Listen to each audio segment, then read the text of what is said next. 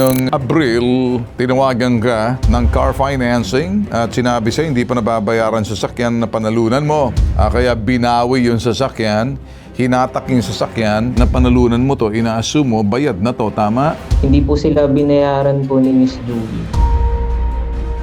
Nangako daw itong si Julie Benedicto na babayaran ang sasakyan. Subalit umabot na ng isang taon, hindi pa rin kompleto ang bayad. Tapos nung nagpa-follow up na po ako, hindi na sinisin yung mga messages ko. So, ibig mong sabihin, tinataguan ka na? Tinataguan na po ako kasi hindi na po ako nakakausap.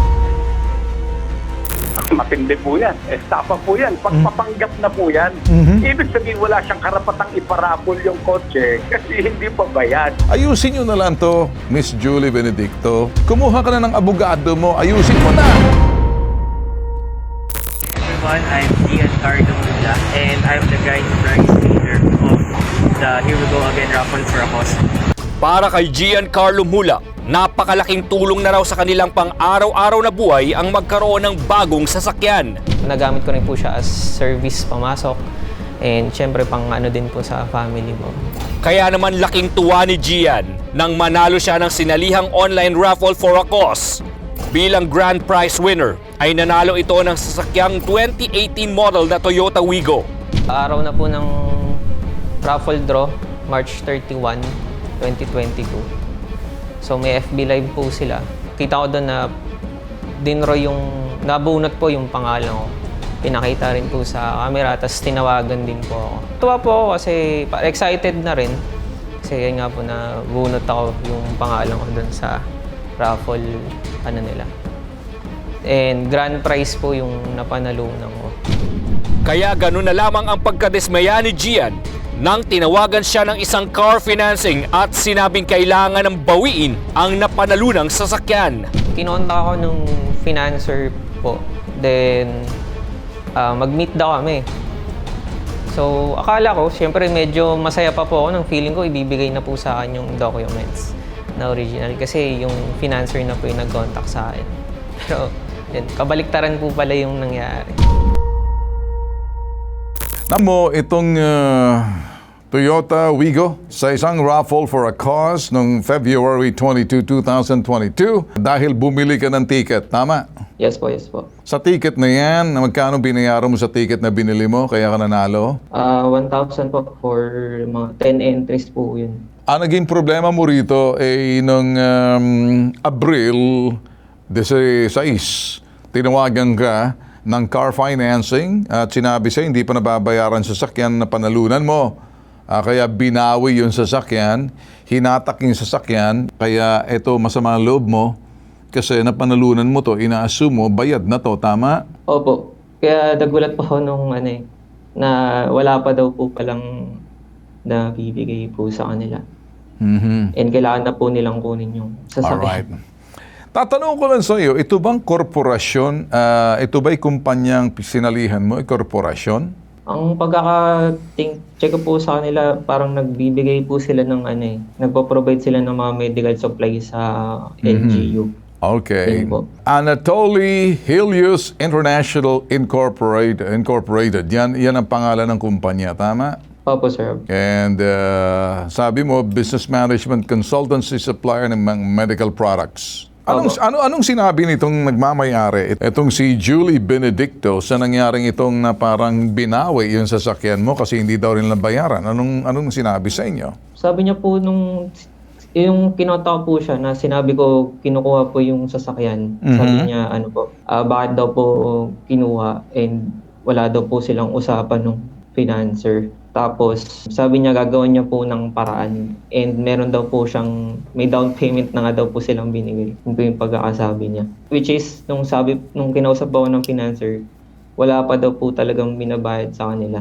Kaya kailangan po talaga nilang kunin yung sakyan. Okay, ang ibig sabihin niya Gian, yung down payment mo yan pero magma-monthly payment ka. Mukhang hindi na babayaran yung monthly payment mo kaya binawi na, hinatak na yung sasakyan mo na naka-assign siya, na panalunan mo kasi hindi sila nakakabayad ng monthly payment.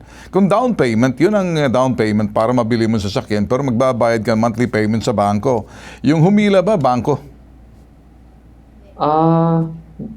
Car financing po yun. Okay, Hindi po siya car po- financing. Mhm. Opo. Car financing, ibig sabihin ng car financing, in-house financing o ano tong car financing? Sa loob ng sinasabing dealership?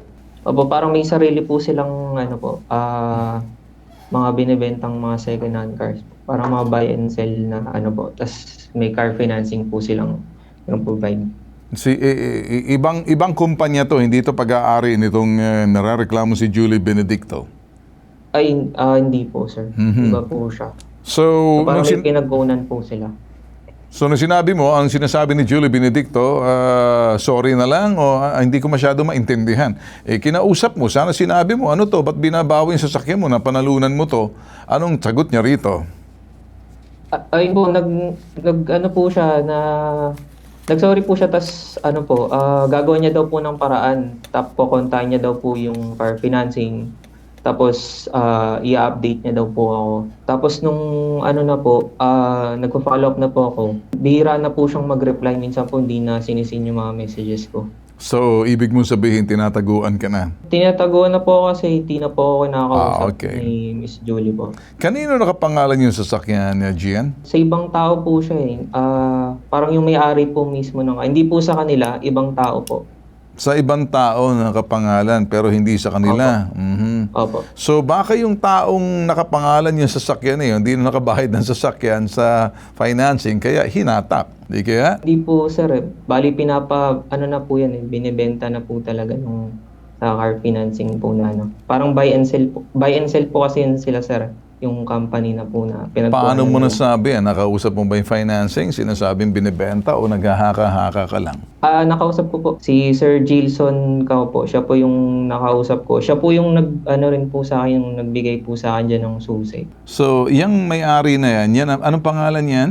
Gilson Cao. Bali sila po yung nag-provide po ng mga ibang paraffle po ni Miss Julie Sila po. nag-provide ng paraffle na panalunan mo. Okay, pagkatapos, yung pala hindi pa bayad, kinuha na sa yung sasakyan. Dahil sabi ng financing, hindi pa sila bayad. Opo, sila po yung kumuha po nung sasakyan sa akin, sir. Sino sila? Itong lalaki nag-abot sa'yo ng susi? Yes po, sir.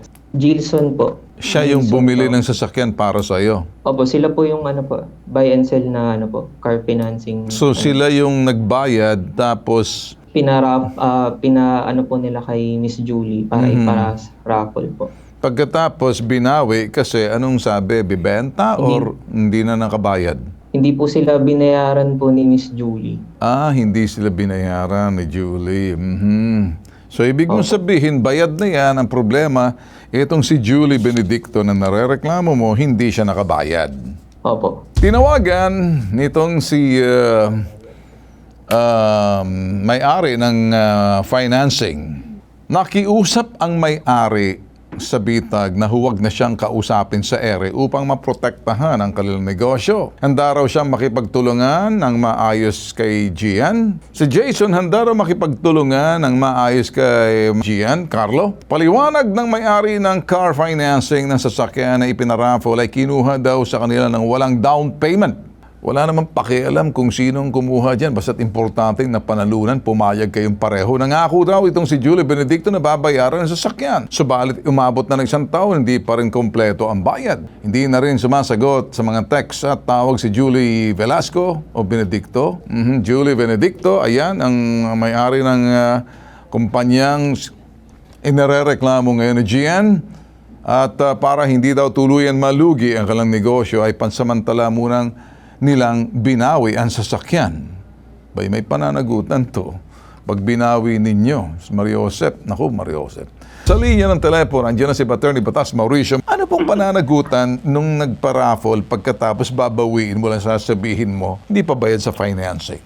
Matindi po yan. Estafa po yan. Ginoong Bentulfo, mga kababayan, nasa ipabitag mo. Bakit po estafa? Sabi po ng Artikulo 3, 1.5 ng Binagong Kodigo Penal ng Pilipinas, Revised Penal Code of the Philippines, pagka po ang isang tao nagpanggap na meron siyang negosyo, kakayahan, kapangyarihan o ari-arian, lalo na ari-arian ang pinamimigay, gaya po nito, Ginoong Bentulfo, tapos wala naman pala, dahil nga sa ganyang klase ng dahilan, hindi po pala nababayaran, ipinaparapol na.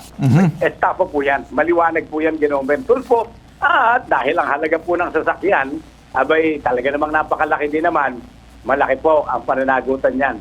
Ginoong Ben Tulfo, 6 years and above. Depende po sa actual na halaga na matutuos yan po sa halaga ng sasakyan ipinamigay sa paraffol pero binawi. Magpaparaffol ang isang tao, ang isang grupo, isang organisasyon at ang premyong kanilang ibibigay itinuturing ng batas, hawak na po nila, pag-aari na nila, nakahanda na po nilang ipamigay. Okay. Kaya po pagka wala po palang katiyakan na sa kanila na yan, o di kaya hindi pa nababayad sa nakabuuan noong installment payment, Ginoong Ben Tulfo, pagpapanggap na po yan.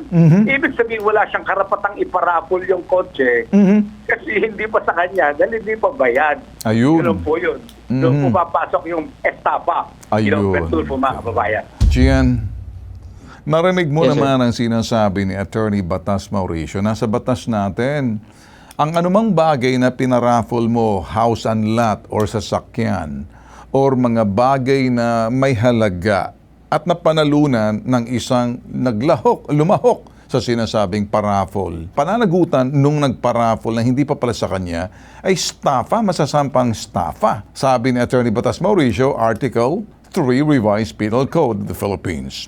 Sinubukan namin tawagan itong si Julie Benedicto. Sabi niya, baka daw masira ang negosyo. Talagang masisira ang negosyo nito, ma'am. Hindi naman namin layunin sirain ang negosyo ninyo. Kasiraan din po doon sa taong na nag-umaasa na nanalo siya pagkatapos sakit sa ulo lang pala ang iyong bibigay. Ayusin nyo na lang to, Miss Julie Benedicto. May karapatan kayong sumagot, wag na kayong magtagurian. Hindi ko sinasabi, wag na kayong umiwas na sasabihin ninyo rito, parang andating, o wag nang pag-usapan. At kung maaari, kausapin nyo na lang, wag na sa ere, nakahanda kayo makipagtulungan. Kung handa kayo makipagtulungan, hindi na dapat pumunta sa amin si Gian. Problema, hindi kayo, mukhang nawawala, naglaho na kayo na parang bula. Kung sakaling gumagawa kayo ng kawang-gawa, para naman doon sa may mga karamdaman ng cervical cancer, malaking bagay po yan para nakakatulong tayo sa pamamagitan na maingganyo yung pagpupondo. Kung namimigay kayo ng premyo, wag naman yung halaga na parang Mariosep naman, oh. Ayusin nyo na lang to. May karapatan ka namang sumagot. Kung ayaw mo, narereklamo ka naman at ikay nakiusap wag sa ere, binibigyan ka namin ng the due process, the right to be heard. Ayaw mo, ikaw ngayon, masisira at masisira ka. Siguro magandang tumawag ka sa amin, sabihin mo na lang, mag-issue ka ng statement na talagang sasabihin mo, nagagawa mo ng paraan. Kasi kung hindi, may kaso may sasampa sa'yo. Sus Mariosep, kumuha ka na ng abogado mo, ayusin mo na bago ka masampahan ng kasong estafa. O ngayon, Gian, balik tayo kay Gian. Gusto mo bang magsampa ng kasong estafa at may karapatan kang kumuha na ng abogado at pagkatapos sinlinaw ng sikat ng araw paliwanag ni Attorney Batas Mauricio, may karapatan kang habulin sila para sa nangyaring perwisyo dahil ikaw lumahok ka. Opo. Nasa sa iyo ang desisyon. Magpadala ka ng demand letter sa pamamagitan ng abogado mo. Kapag hindi, tuluyan mong sampahan ng kaso, bahala na sila magpaliwanag sa iyo or bahala na kung hindi, naku, himas rehas to. Okay, Gian? Opo, noted po, sir. Sana makiusap sila ng maayos. Alam ko naman ikay matinong tao at dapat mga ganyang katinuan na wala sa katinuan yung paparapol ka na hindi pa pala bayad tapos sasabit ka, ay sakit sa ulo sa iyo. Maraming salamat po, Sir Ben, and #ipabitag niyo. Walang nga naman, tutulong na lang kami sa iyo kapag medyo abogado dapat talaga ang gumawa ng paraan para sa iyo, okay? Nasa likod mo lang kami anytime, pwede kang bumalik, okay? Salamat po, salamat po. Walang nga Sir Ben. naman. Ito po, nag-iisang pambansang sumbungan, serbisyo, tulong, tatak, Tulfo. Ako po si Ben Tulfo. Ito po ang hashtag, ipabitag mo.